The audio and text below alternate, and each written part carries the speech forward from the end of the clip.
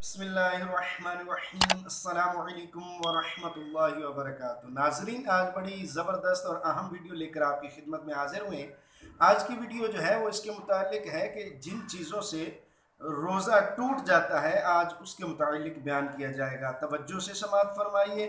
उससे पहले मेरी आपसे रिक्वेस्ट है कि अगर आप मेरे चैनल पर नए हैं तो प्लीज़ मेरे चैनल को सब्सक्राइब कर दीजिए और बेल आइकन लाजमी दबाइए ताकि आपको मज़ीद अच्छी और बेहतरीन वीडियोज़ देखने को मिल सके। तो अपनी वीडियो की तरफ चलते हैं। आइए देखिए, मुफसिदात रोज़ा यानी रोज़ा को तोड़ने वाली चीज़ें जो हैं वो कौन कौन सी हैं। नंबर 1, इसमें खाने पीने या हम बिस्तरी करने से रोज़ा टूट जाता है जबकि बंदे को ये याद हो कि मैं रोज़ादार हूँ।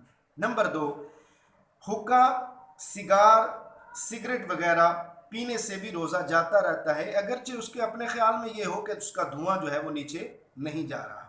नंबर 3, पान या सिर्फ तंबाकू खाने से भी रोज़ा जाता रहता है, अगरचे आप बार बार उसकी पीक थूकते रहें, क्योंकि हलक में इसके बारीक ज़र्रात जो होते हैं वो नीचे चले जाते हैं, जिस वजह से रोज़ा टूट जाता है।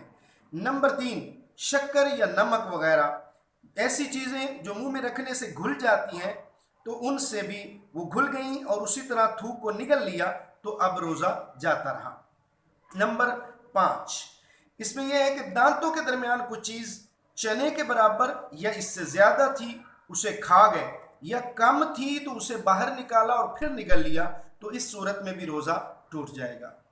नंबर 6, दांतों से खून निकल कर हलक से नीचे उतरा और खून थूक से ज़्यादा या बराबर या कम था, मगर इसका मज़ा हलक में महसूस हुआ तो रोज़ा जाता रहा, और अगर कम था और मज़ा भी हलक में महसूस नहीं हुआ तो इस सूरत में रोज़ा नहीं टूटेगा। नंबर 7 यह है कि रोज़ा याद रहने के बावजूद हुक्ना लिया या नाक के नथनों से दवाई चढ़ाई तो इस सूरत में भी रोज़ा जाता रहा। नंबर 8, पेट या दिमाग की झिल्ली तक ज़ख्म था, उसमें दवा डाली, अगर दिमाग या पेट तक वो दवाई पहुंच गई तो उस सूरत में भी रोज़ा जाता रहा। नंबर 9, कुल्ली कर रहे थे, बिला कस्द बगैर इरादा के पानी हलक से नीचे उतर गया या नाक में पानी चढ़ाया और वो ऊपर दिमाग को चढ़ गया, तो अगर रोज़ादार होना याद है तो रोज़ा जाता रहा, अगर याद नहीं है तो फिर रोज़ा नहीं टूटेगा।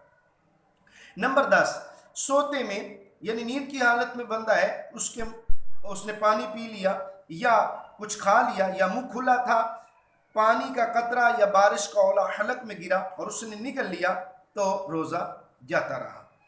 नंबर 11, दूसरे का थूक निगल लिया या अपना ही थूक हथेली पर लेकर उसको निगल लिया तो इस सूरत में रोज़ा जो है वो टूट जाएगा। हाँ, थूक या बलगम अगर मुंह के अंदर ही है तो निगल लिया तो इस सूरत में रोज़ा नहीं टूटेगा, इसलिए बार बार थूकते रहना ये दुरुस्त नहीं है।